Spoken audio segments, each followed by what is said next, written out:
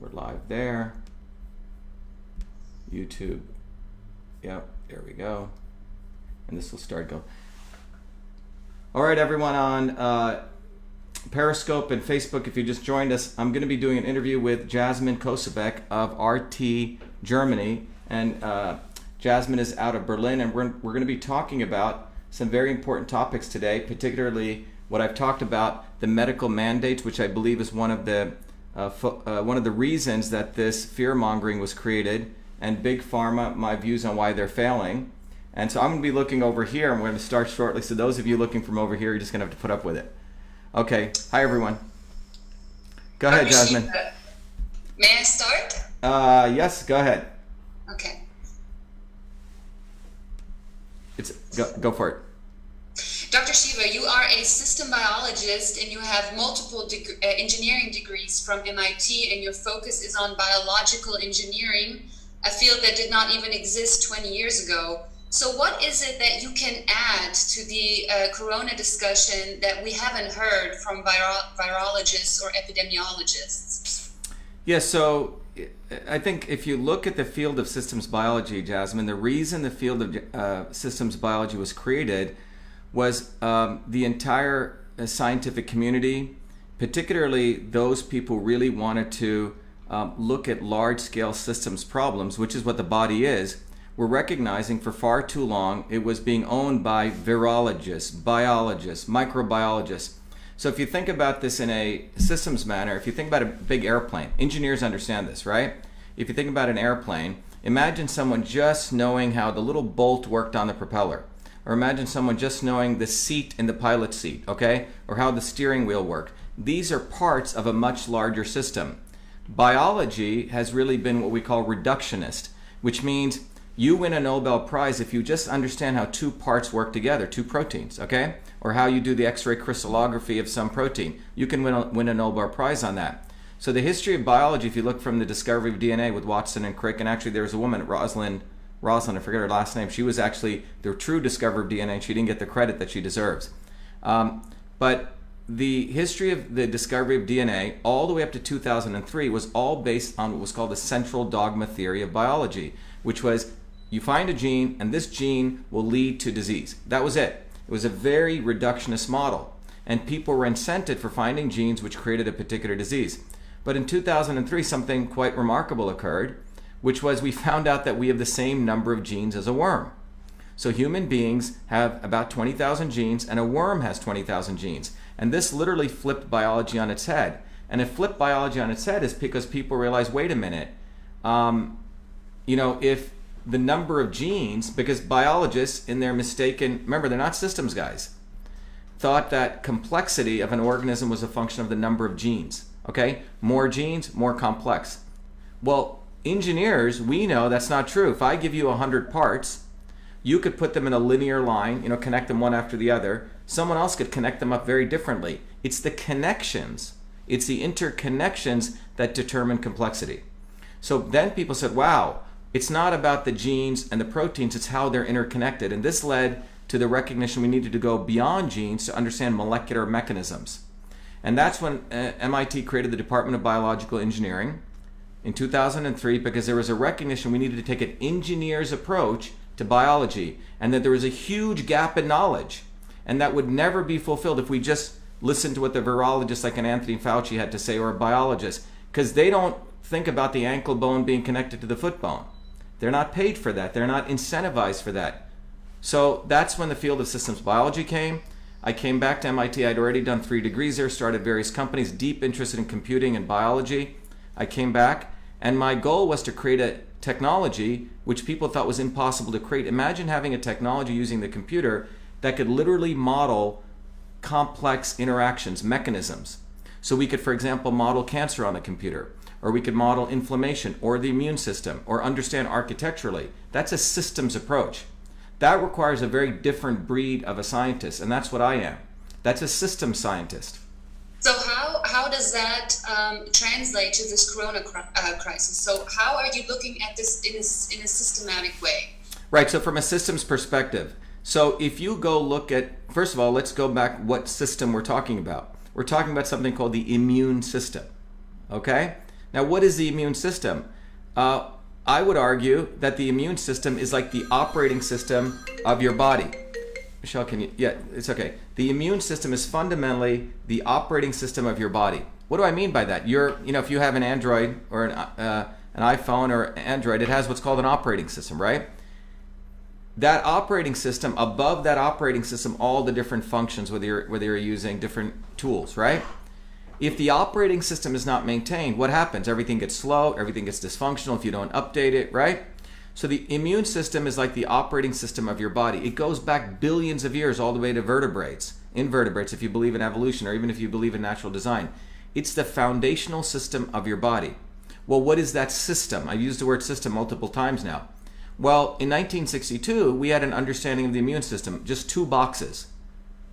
And that was a basis of developing vaccines. It was, you had the innate system and the adaptive. And the theory was, when a pathogen, virus, fungi, bacteria come to you, first your innate system wakes up and it tries to take it out, like military soldiers trying to fire at it. And if that doesn't work, then it goes over to your adaptive system, which is like sharpshooters, which creates antibodies. Based on that understanding of the immune system, we based it on that was a base of developing vaccines. And in the United States, John Kennedy passed the National Vaccine Act in 1962. However, by 1986, Jasmine, a lot of people were getting hurt, injured, and parents were starting to sue vaccine manufacturers. And then the United States created what was called the National Vaccine Injury Court. We'll come back to it. The reason I'm saying this is the understanding of the immune system we have today is so different. It's not just 2 boxes. It's that there's a missing link called the interferon system, which I spent my PhD work, understanding and modeling. The microbiome, which is all those amazing gut bacteria, viruses and bacteria, the interconnection to the brain, the neural system. So it's a much more complex system. So how does it translate to this novel coronavirus, everything that you were just talking about? Well, it's not so novel, okay? You have to understand the history of those in power in medical establishment has always been to blame something on a virus. Find a virus, blame it on it. Okay, it's like some accident takes place, we got to find someone to blame that accident on. Well, the reality is that this novel, first of all, coronavirus has been around, they're everywhere. You probably have pieces of it, I do, all different variations. But this variation is new. Well, this variation is new, so are many other variations. We have 380 trillion viruses in our body right now. You're a walking germ factory, I'm a walking germ factory. The reality is that what has been purported, like if I were to ask you, like, what does a virus do to your body? What does coronavirus do? What would you say? You'd probably say, oh, I get the coronavirus, it's going to attack my epithelial, I could die, I get scarring of the tissues, right? Rarely. What's that? Most people, not necessarily. Most people do not get sick. They don't even have symptoms. Most people don't get sick, but if you ask someone, when a virus comes to you, how do you get sick, right? They would think the virus, this is, by the way, what the mainstream media promotes, or in fact what the medical establishment, in fact MDs, unfortunately, because of their big pharma education, they don't know the immune system. So they would say, oh, the virus comes to you, the virus eats away at your lung epithelial, vaccine comes and blocks it, okay? So that's their understanding. It's a very unfortunate, fake science, outdated model. The truth is that the reason that it's important to understand this, whether this virus or any virus, is what actually happens is that if your immune system is weakened and dysfunctional, it happens as you age, it happens with people with pre-existing conditions, what happens is your own immune system overreacts. It's not like you're running on 6 cylinders, you're running on 1 cylinder. And that 1 cylinder tries to make up for everything from an engineering standpoint. And it overreacts and it attacks not only the virus particles, but it also attacks the tissues and the cells where that virus particle happens to hang out. Does that make sense? So this is fundamentally different. So when it comes to whether it's a coronavirus or other, in the case of the coronavirus, this kind, like SARS, it goes to the lung epithelial, okay? Other different viruses go to different points, like the polio virus ends up going to your myelin sheets in your spine. So when you have an overreaction, you're going and attacking that and people get paralysis. But the key point that we need to understand, if we want to really talk about science, is that it's your dysfunctional, weakened immune system attacking itself. But this is what experts, even the, let's say, designated experts, are saying, that people who have dysfunctional immune systems, certain medical preconditions, are more likely, much more likely, especially when they age, to be more sick or to be severely sick, which is what we're seeing in the United States. There's a lot of people who have diabetes, cardiovascular disease, so naturally they would be more ill due to this coronavirus. So nobody is actually saying anything against the point that you were just making. Well, here's the point. If you read a news article, that's embedded way down in it. They don't explain that, because without the detailed understanding of that and exposition of that, what is the solution now? So let's assume now they're saying it. What is the solution? Well, what is their solution? So if you take a population of 1,000 people, and let's say 10 of those people are immunocompromised, smokers, diabetics, elder, like in Italy, 38% of the population is over the age of 65. So how are you going to handle this systems problem? You have a population, epidemiologically, which is prone, frankly, to dying from all sorts of things, okay, because of their immunocompromised issue. Now you have an external pathogen coming in, and do you blame that as the basis for shutting down an entire economy of 1,000 people? Or do you take a much more personalized medicine approach? You see, one of the things that occurred in 2003 is we realized that we needed to move beyond one size fits all. That's medieval medicine. Everyone gets the same. You have diabetes, everyone gets the same drug. You have this, everyone gets the same drug. The goal was to recognize your body type, my body type are different. It's a right medicine for the right person at the right time. That's one of the emergent things that came from the Human Genome Project. I hope that's clear. So if you want to practice true medicine, even from the conventional Western system standpoint, why are you shutting down a whole economy? Why are you imposing for everyone, healthy people, people who are very critically ill, people who are in that immunocompromised people, the exact same medicine, and destroying an economy? That too, in a fundamental way, is an overreaction. So we have the overreaction of the immune system in these immunocompromised people, and then you have politicians overreacting and shutting down economies. However, you have recognized that this, I will call it a novel coronavirus, is highly infectious. And still you are heavily criticizing the shutdown, and even calling this, you're heavily criticizing the shutdown, which is happening pretty much all over the world. So is there perhaps a scenario where you would recognize that a shutdown of this sort would be maybe necessary? Well, look, so you're asking a good question. So let me ask you a question to answer that. When H1N1 took place, 56 million, 17% of the United States population was infected. Did we shut down the U.S. economy? No. Okay, how many people died? Also a novel approach. How many people died? 60,000 people. Okay? Did we shut down the U.S. economy? No, of course not. No. So the question eventually comes for any common sense person rationally to say, why are we shutting down the entire economy? And they are arguing that it is more infectious than perhaps the H1N1 virus. Okay, so let's go through that, right?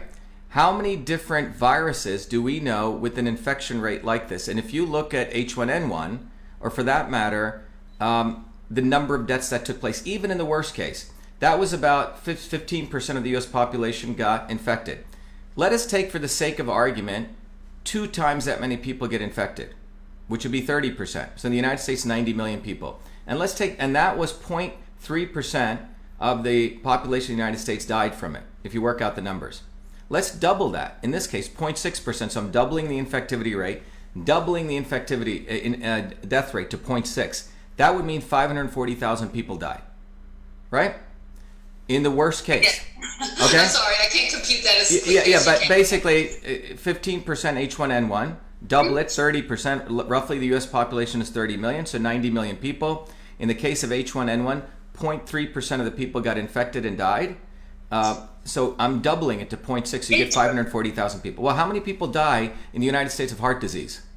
About 600,000 people. I'm not sure. I think the daily rate that I checked today, 2017, was about between 7,700 to 8,300 people that die altogether daily in the United States. That's daily. But heart disease, 540,000 people die.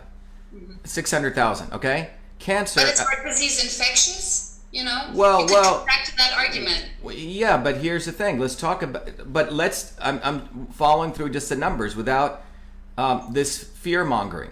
If you applied even quote unquote infectious fear mongering, 540,000 people die, and that's a lot of people, maximal. Well, 600,000 people already die of heart disease today. 500,000 people die of cancer. 440,000 people die of medical errors, and another 200,000 people die of pharmaceutical drugs, and 1.9 million people get hospitalized. Where is a shutdown? If we really care about public health, which we all do, then let's talk about obesity. 30% of the United States population is obese. Where is a shutdown? I think maybe there should be a shutdown for that. Where is a shutdown for all these other ailments that are taking place at a fundamental level? 54% of the American youth have some type of autoimmune disorder. 54%. 1 out of 5 kids has a mental issue going on. Where is a shutdown? And what we're talking about is a biased approach to medicine, because it does not serve the interests of big pharma, because the people I'm talking about, the examples, serve big pharma. And it's not about addressing the real issues. And this is what people need to wake up to. Yes, we care about people. Where is a shutdown for all the heart disease, the medical errors, the obesity, etc.? You know why? Because those things are caused by big agriculture and big pharma. And that truth does not want to be addressed by the mainstream media, because they are paid by big pharma and big ag. Go look at their ad revenue. So if we want to get down to truth and we want to talk about science, let's really talk about science. Let's not talk about numbers in this broad swath context. Let's compare them relatively, because this is about public health. And that public health discourse needs to take place. So you've described this crisis as one of the, and I quote, biggest fear-mongering hoaxes ever. Would you care to explain how the entire world is presumably just falling for this hoax? Well, not the entire world. If you talk to people, a lot of people are upset. The American working people are getting more and more upset. The people. Well, let's talk about the politicians, right, and decision makers. Yeah, so calling for it. Look, what's occurred because of the unfortunate aggregation, amalgamation of media, the unfortunate amalgamation and centralization of power of big hospitals and big pharma, you have a finite set of people who can control narratives. And this isn't even conspiracy theory. This has been well written about by Robert McChesney. Noam Chomsky has written about it, Manufacturing Consent. You can go do PhD theses on this. And what we're witnessing right now, someone like me who has the credentials, I was able to get incredible credentials, is actually able to speak out about it. I have all their credentials from MIT. I won a Fulbright scholarship. I was nominated for the National Medal of Technology and Innovation for the U.S. medal. So I'm not some kook, all right? What I do know is that the scientists in academia, unfortunately, they too have become part of big academia, because since the passage of the Mansfield Amendment in 1970, we got rid of great scientists. It's academics. So academics shut their mouth, and many of them, my friends at MIT, they say, Shiva, what you're saying is absolutely right, but I'm not going to say that because I have a family to feed. And that's what's happened. So I was fortunate because I was an inventor, also made my own money. I run my own research center, so I don't owe anything to anyone, Jasmine. But the fundamental issue here is the noble duty of science was to tell the truth. So I'm telling the truth when I say this will go down in history as one of the biggest fear-mongering hoax, because it serves 3 purposes. To destroy economies. We're seeing the massive destruction of the U.S. economy. 17 million people are out of work. 2, we're seeing the unequivocal planning of Big Pharma, the WHO and CDC to mandate medicine. In 6 months from now, you won't be able to get your driver's license card. That's what they want. Where's your vaccine card? You won't be able to go to a gym. You won't be able to go to a discotheque, etc. Think about that. And why? It's because Big Pharma is losing money. Look, my technology, Cytosolve, when I first created, one of our big target customers was pharma, because you know why? Our technology helps figure out toxicity without killing animals. And if you look at their business model, they create what are called pharmaceutical drugs, synthetic compounds. Year over year over year, go look at the data. 30% they spend more and more and more in R&D. And you would think if you spend more R&D, you should be getting more allowances. Well, they're getting 30% less and less allowances. Why? Because even the FDA is recognizing that their products are toxic. So pharma companies are looking for, they basically have a burning building happening right here. Their existing business model, they're losing trillions. So their new business model is vaccines. Why? Because pharmaceutical drugs, you can sue the vaccine manufacturer, you can take them to court. They spend $5 billion, 13, 14 years. Very expensive, high risk, low reward. You can get sued. Vaccines, no risk. You know why? Because they don't go through the same regulatory framework. They call them biologics. All right. Number two, you can't sue vaccine manufacturers. Thank you, Ed Kennedy, and the politicians who protected Big Pharma. So you can't sue them. And if you can, you have to go to a vaccine court run by the U.S. government, which means taxpayers pay for it. You see what I'm saying? This is not being mentioned in any news in the mainstream media, what I'm talking about. And more importantly, no one is talking about, okay, let's talk about public health. Let's talk about heart disease. Let's talk about cancer. Let's talk about immunocompromised people. How do you really help them? Boost the immune system. Beef up the immune system. Why are they getting the cytokine storms? Why is the immune system overreacting? And I'll tell you why. Because different parts of that subsystem, if you have a car or you have an engine or you know anything about basic engineering, all the parts need to work together. If your carburetor ain't working right, and your fuel injection system ain't working right, and you're only firing on 3 cylinders, what's going to happen? Your car is going to probably putter along and make all sorts of noise. It's not going to be a happy thing. That's what's going on with the immune system. But MDs do not know systems. I have a lot of friends who are MDs. Some of them weren't the smartest people. They just slogged it through. MDs do not learn systems. You know what an MD learns? And by the way, I'm leaving surgeons out of it. Those guys actually have to solve problems. MDs, if this, do this. If this, do this. Give this drug or give this medical intervention. That's what they learn. It's unfortunate. And they get an inflated ego when they frankly maybe get 5 hours of immune system training. That's it. So what I take is, and what I understood from the statements that I've read of you and watched your interviews, is that your biggest concern is mandated medicine. So just this weekend, Bill Gates was on one of our German public television channels, and he was talking about vaccinating 7 billion people. So what is there? That you about? go. As I predicted, the goal is they will crash the entire U.S. economy, even if it's printing money for $6 trillion, to get 7.2 billion. And this is the part of the Sustainable Development Goals. Imagine 7.2 billion people, giving them $1,000 a year. $7.2 trillion. Bill Gates knows no biology, did not invent DOS, comes from a wealthy family, and he has been anointed as though he knows what he's doing, because what he did was he stole money from the public coffers. His foundation should have been paying taxes. They move it to the Bill and Melinda Gates Foundation, do some great PR as though he's going to be the savior of all the dark people on the planet. It's racist. It's institutionalized racism what he's doing. And fundamentally, his goal is mandated medicine. Look at his partners. Hillary Clinton, Chan Zuckerberg, the CDC, the WHO, Big Pharma. These are his buddies. These are the circles he hangs around with. So we need to look at these people want to do top-down medicine. Why? Well, simple is follow the money. Follow the money. $7 trillion per year recurring revenue to a pharmaceutical industry that's going down the tubes. And let's ask how does Bill Gates eat organic food? I bet you he does. Let's find out how he eats and lives. Why don't we do an interview with him? Does he eat garbage? Does he eat genetically engineered food? I bet you he doesn't.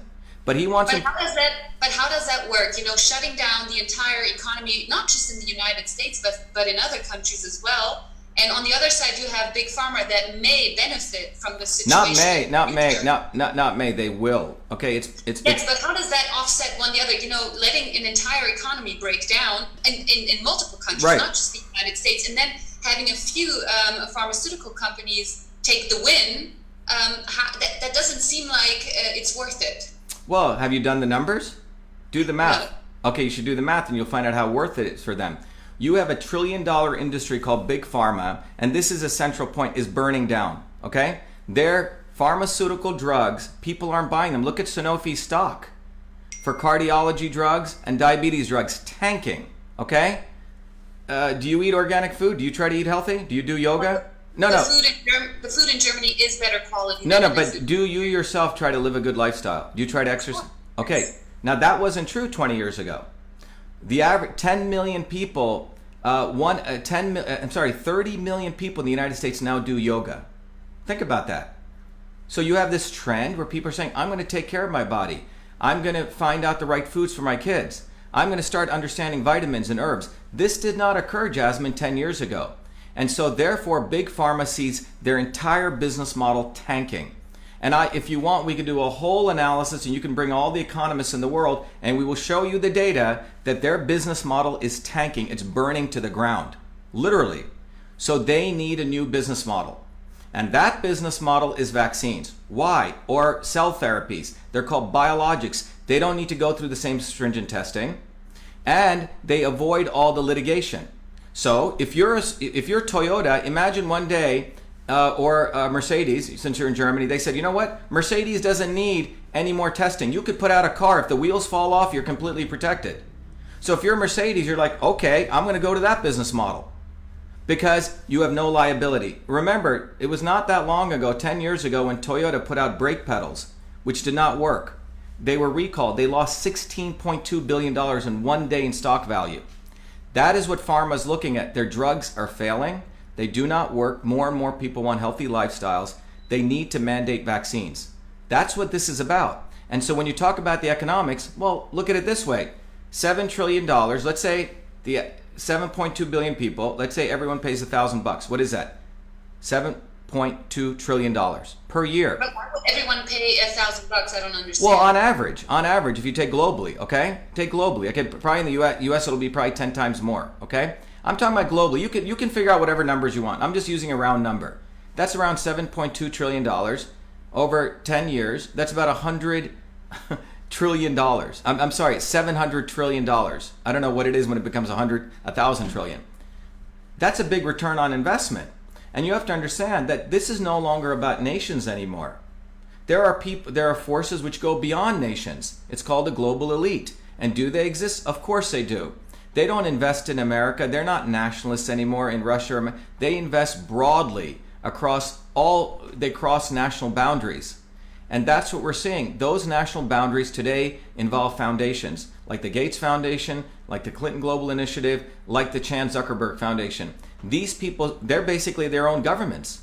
Because what have they done? They take billions of dollars out of tax revenue they should have given, put it into their foundations, and that foundations are used to dictate public policy. Did you elect Bill Gates? I didn't elect him. Did you elect Mark Zuckerberg? I didn't elect him. Did you elect the Clintons? We didn't. But they are fueling public policy, top down. Public policy that you and I never decided. Public policy like the Sustainable Development Goals 3 that was passed in 2015, which says they're going to have this utopia. And in order to achieve that utopia, you should go read the IA 2030 report, which says that in order to achieve this fictitious utopia, that the goal is everyone must be vaccinated. And you know who supported that? The the International Federation of Pharmaceutical Manufacturers, IFPMA. Look them up. The executive owners of that are Roche. The executive heads of that, Eli Lilly and Shinogi. A global. So does that mean a corona vaccine would be just the beginning? Exactly. You nailed it. It's the beginning of a whole new model of conducting medicine, top-down medicine. Think about that. What's going to happen September of next year? And they're preparing for it. Jasmine, you know what? You can't go outside. You got to get your test. I got to give you the corona vaccine. You know what? Your neighbors, who they fear-mongered, will also call the cops on you. That's already starting to happen here, where people are saying, hey, this is fascism. We know what happened in Germany. This is not that long ago, 1940s. This is called fascism 2020. That's what it is. You have neighbors calling people on neighbors, all based on a fiction, a fictitious concept of the immune system, all false. Do you think we would have survived this long, 7.2 billion people? We're a walking factory of germs. The germ theory, since its inception, since Louis Pasteur and Robert Koch, has always been the trajectory of always blaming some germ. They were trying to blame a germ for heart disease. They were trying to blame a germ for, it's called retrovirus theory of cancer. Peter Duesberg exposed that, the discoverer of the oncogene. Blaming a germ and a virus is a very powerful way to confuse and fearmonger masses of people. And So that's maybe what we're witnessing. so maybe for our German viewership who is seeing terribly disturbing videos and pictures from New York, high infection rates and more people dying than in the rest of the world, what is your take on that and why are you not concerned? I am deeply concerned. I've been involved in the health industry for 40 years. I'm concerned about the entire immune system being compromised. I'm the guy who wrote 5-6 research papers exposing Monsanto. Glyphosate destroys the immune system, gut bacteria. Where's the public uproar on that? Nothing. I've been the fighter on the front lines for nearly 20-30 years for health. But there has been no concern about when companies like Monsanto destroy the soil, destroy biodiversity, which affects our gut microbiome. Where is the public outcry of the fact that only a few people can afford organic foods, that there's pesticides everywhere? Where is a public outcry that the FDA in the United States, I don't know if you know this, the FDA in the United States, it's quite fascinating, you cannot brand something jam or jelly unless it has 40% sugar. Did you know that? 40% sugar. Well, what is sugar? Sugar is the number one thing that causes candida to grow in your body. Thousands of papers written on this. And you're talking to a biological engineer from MIT. This is not some woo-woo person telling you this. Thousands of papers showing how refined sugar grows candida. You know what candida does? Candida creates gliotoxins. You know what gliotoxins do? They knock out one of your cylinders, which is your macrophages. And they also knock out your T cells. You know what that is? Immunocompromising. And that creates autoimmune disorders. Where's the public outcry? I'm the guy who's been talking about that for 20 years. So you want to start talking to me about a coronavirus suddenly and you're so scared? It's all bullshit. Because your fear-mongering doesn't match the history of all the other diseases that take place by big agriculture and big pharma. So if people want to be honest, let's talk about the epidemic, true epidemic, of what's going on throughout the world. India's going to have 300 million diabetics. Do you know that? 300 million diabetics because they're moving away from their traditional diets. They're going to be eating Domino's pizza and sugar and sugar and sugar. 300 million diabetics. Who does that create business for? Cardiologists, Lipitor, etc. Let's have a real discussion about public health. That's why Can we talk about the current situation in New York? Because this is what people are watching. Let's talk about the current situation. How many of those people are immunocompromised? How many of those people are blacks? I know that a lot of Americans are very... No. Do you know what the numbers are? First, no, I don't know. Well, let's talk about that. Before we start saying, do you know how many people are getting... This is just nonsense. Let's actually do science. Because science is not about theories. It's about how much. How much in the context of the big picture. Mathematics does matter, even though America is educating students that everyone gets a trophy even if you get the wrong answer. That's the nonsense that's taking place. Math does matter. I used to spend a lot of time until 2, 3 a.m. doing math problems. I'm a very good mathematician, still to this day. Math does matter. You know what the math shows? We don't know what the numerator and the denominator is. We don't know what the numerator and the denominator is. Anyone who's coming in, the WHO has created 2 codes for COVID. This is the World Health. One is positively identified for COVID-19. And how are they doing that? They're doing a DNA polymerase chain reaction. If you go look at Kary Mullis, who's one of the discoverers of that, who won the Nobel Prize, he says those tests can be so off. And he recently passed away. Look him up, Kary Mullis. The PCR exam tries to hunt for a little piece of nucleotides, amplifies it. Do you know every one of us probably has a coronavirus of some form? Every one of us. So we don't really know what the numerator is. Second, they created another code, which was like anything sort of sounds like COVID, put it under COVID. Hospital administrators are being incentivized to put things under COVID for money and ventilators. So when we talk about the numerator and the denominator, and you talk about the politicization, which is someone like Andrew Cuomo, who wants to see a disaster take place, we don't know the numbers, but we do know this. And you can look at the numbers. The number of pneumonia, we're still in the flu season, as you know. The number of pneumonia patients, interesting enough, is coming down, almost linearly equivalent to how many people are going up in COVID. You say, so we don't know the numerator, we don't know the denominator. We do know that there's incentives for hospital administrators to brand people as COVID-19 and the secondary code. However, how many people died of the flu as of today, last year, and this year? And you'll find out the numbers are pretty much the same. So maybe for the last question, in Germany, the officials will decide this week whether or not to reopen schools and stores and so on and so forth. The initial regulation, just for your information, was imposed until April 19th, so it should end next Monday. Other European countries are exiting their lockdown mode, Denmark, Spain, Norway. So what are your thoughts on ending these strict corona regulations, although we do not know yet if German officials are truly going to go into an exit strategy? Well, look, I think all these governments, in fairness to the people of the world, they should release all the actual data. I want to see the actual data. I want to see every COVID patient's data and all their pre-existing conditions. Look, we just had a very close friend, a guy who has been 40-year smoker. You know, he's older gentleman. Whenever he gets pneumonia, he's been intubated. This is before this. Well, he just went in and he had COVID, okay, with the PCR test. Well, if something happens to him and he passes away, what are they going to brand him as? COVID. His entire history of horrible smoking, horrible eating, being overweight will be forgotten. This is one of the biggest scams that's taking place. So I would put on the table, let them send me their data. Let them put up the data on the cloud. We as a public, the working people all over the world who've been suffering from this, deserve to see all the actual data. I mean, I want to see a little Excel spreadsheet, person A, their rating, which was the 2 codes, and all of their pre-existing conditions. And I will put money on it. A, they won't release that data.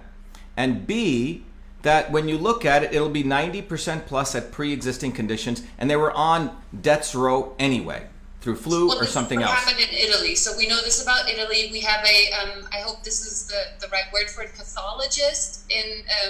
and by the way, you don't want to end up in an Italian hospital. A lot of my friends, you don't want to end up in an Italian hospital, okay? They're horrible. It's a death sentence to go there. So if you're 38% or greater than 60 and you go there, you're basically screwing yourself.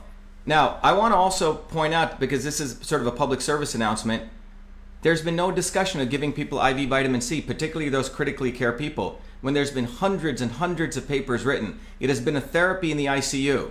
Why aren't we seeing that? Why aren't we seeing any medical official talk about high dose IV vitamin C to address this?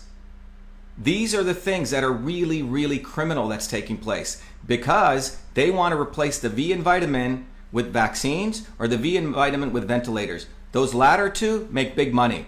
And 90% of the people who go on ventilators are going to die. It's a death sentence. So we need to start asking some other questions, not the questions, Jasmine, that they want us to talk, well, do you believe coronavirus? No. This is all bullshit questions, excuse my language, okay? Because I'm so annoyed as a scientist who looks at it, who spent his whole time on the math and the science and the physics, the level of complete disgraceful, fraudulent activity that's taking place.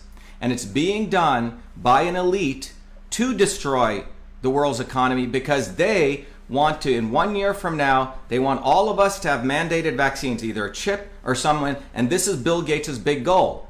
That's what he wants, because he thinks he's better than you and I. This is an elitist attitude. Look, it wasn't 200, 300 years ago. We had kings running the world, be it Germany or the United States. There are people who thought that they had a direct connection to God. Do you think that attitude has changed? No, it hasn't. And that's what we're witnessing right now. We're seeing the same elite who think they're better than you and I. And they can buy off scientists at MIT. They can buy off scientists at Harvard. They can buy off anyone. And that's what's going on. So it's time for people to wake up and start asking the right questions. One question is, what is the immune system? 2, is the immune system so weak? And let's look at the actual numbers. And what will reveal to it, if we care about public health, it's a compromising of the immune system that's been taking place for years and years and decades with dirty air, dirty water, dirty food. And they don't want to address that, because when you go to that problem, you'll find out that the real solution is that we need infrastructure. In the 1900s in this country, if you want to talk about infectious diseases, in 1900s we had 14 out of 100,000 people dying of infectious diseases, 40 to 40, and then it came down by 1950, you know to what? A half a person. You know how that happened? Not vaccines. not pharmaceutical medicines, vitamin A, nutrition, etc. Sanitation. Today, we have dirty air, dirty water, dirty food. We need a new infrastructure revolution. And that's only going to happen when working people like you and I who work for a living raise hell. And they don't want that. So part of this coronavirus thing is just look at what's going on 6 months ago. Let's open our eyes. Let's get out of the world of social media. We had protests in Hong Kong, millions on the street, tens of thousands in Wuhan fighting pollution protests. Venezuela, 2 populist presidents got elected, leaders, Modi in India and Donald Trump here. This doesn't match, this doesn't resonate with those in power when people start rising up. What's happened? No more protests in Hong Kong, no more protests in France. And by the way, Italy was one of the centers of the medical freedom anti-vaccine movement. Go look at it. All of that is gone off the front pages. What is on the front pages is Anthony Fauci, people in fear, people quarantine. And by the way, social isolation, you want to talk about what really hurts viruses, what causes virus infection? Social isolation. Go look at the 1988 landmark study that's been done and Stephen Cole's work. When you isolate people, you destroy their immune systems. Worse, more detrimental than smoking, more detrimental than high blood pressure, more detrimental than obesity. That's what's going on. So let's really ask real questions. And it's time that journalists started asking real questions. I think that's what we did here, Dr. Shiva. Yeah. I very much appreciate your time and your time for this interview. Thank you so much. I will let you be with your audience on Periscope, YouTube. Okay, I hope you don't cut any of this out and you don't edit it. Well, we'll edit it a little bit. Okay. But usually, no, don't worry about it. Okay. But it will be dubbed in German. But maybe you'll give it a watch anyway. No, I will.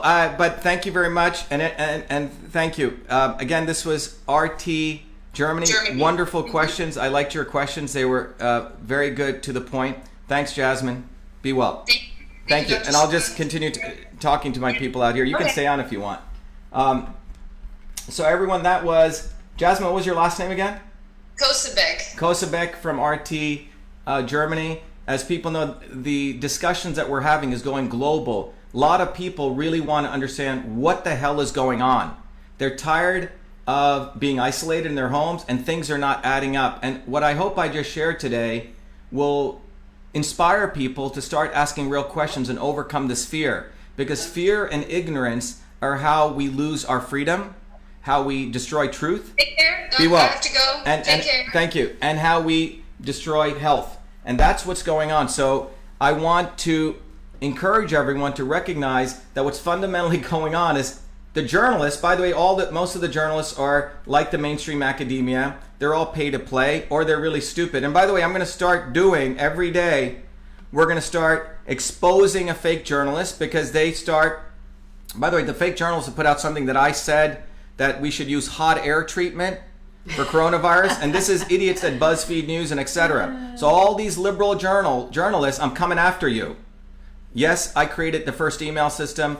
By the way, I have 4 degrees from MIT. You don't, and you probably can't even understand any chemistry. And we have a lot of these people who studied aardvark transgenderism or something like that, writing articles about science. They should not be allowed to do it, and we need to take control of our lives. Social isolation actually hurts people's immune systems. You won't see the mainstream media talking about it. It's time that we built a bottoms-up movement for truth, freedom, and health. Bottoms up, which means all of us start taking care of our health. And what I want to, again, as I always have to do as part of what I do here, is I want to encourage people to go and spend some time, go to many of you know I'm running for U.S. Senate. Everyone should go to Shiva for Senate and take a moment to support our campaign, because our campaign in Massachusetts is not a campaign just about running for Senate. That's not what I'm interested in. So if you go to Shiva for Senate, you will see that there is a bottom of here where we're asking, first of all, we need to get signatures to get on the ballot. So if you go to shivaforsenate.com, everyone out there, if you know people in Massachusetts or you're in Massachusetts, go to Shiva for Senate, scroll down, you'll see something that says get Dr. Shiva on the ballot. And if you scroll down there, you can click a button, one link, and because the the state here is imposing its will, we can't even go collect signatures, which we were doing. Lots and thousands of them. So now we're doing it through electronically. So if you click on that link, it'll take you to a page. You simply fill out your name, your address. We will ship you out. In fact, right after now, me and Michelle and our volunteers are going out to mail people. We do it by our hand, to mail people these nomination papers. They fill it out and they get it in. So everyone, tell your friends in Massachusetts to go to Shiva for Senate and fill out those sheets so we can get on the ballot. The second thing everyone should do is to support our campaign. But when you support my campaign, what's different is I actually want to support you. So if you go to our campaign and you click on this beautiful little donate link, I want to train people on how systems work so people can actually free themselves. So there are principles of systems. So if you go to the donate link, you'll see there's a book called System and Revolution where I will teach you control systems theory, how everything is a system. I also give you access to a tool called Your Body, Your System. Click on that. And by the way, we were giving away for something ridiculous 25, but we're noticing what's unfortunate because of these economic conditions, people are in distress. So whatever you can afford, do it, 5, 10, and if you can't even afford that, send me an email and I'll give you a full scholarship.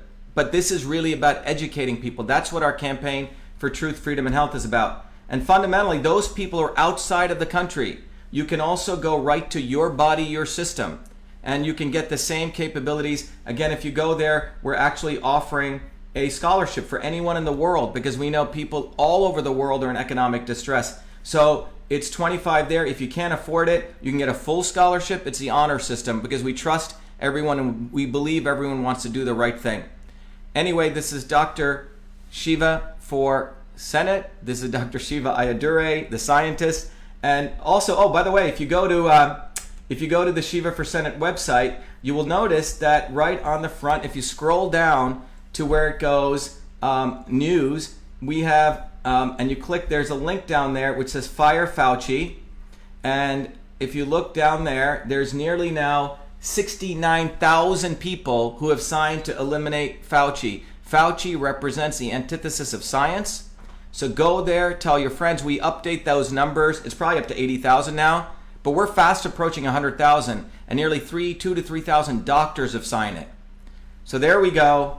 I got to go do some mailers and help our volunteers, but let's win. It's time that people win, and let's use this crisis to learn what truth is. Let's use this crisis to learn that the mainstream media, the big pharma, the big hospitals do not give a damn about health, because if they did, they would be truly addressing health. They'd be recognizing food is medicine, and they do not do that. They want us to get unhealthy because that's how they profit. They profit from war, they profit from sickness. And we need to profit from our own health, and it comes up to us. Anyway, thank you everyone. Be the light, be well. 1 second, I'll come. Let me shut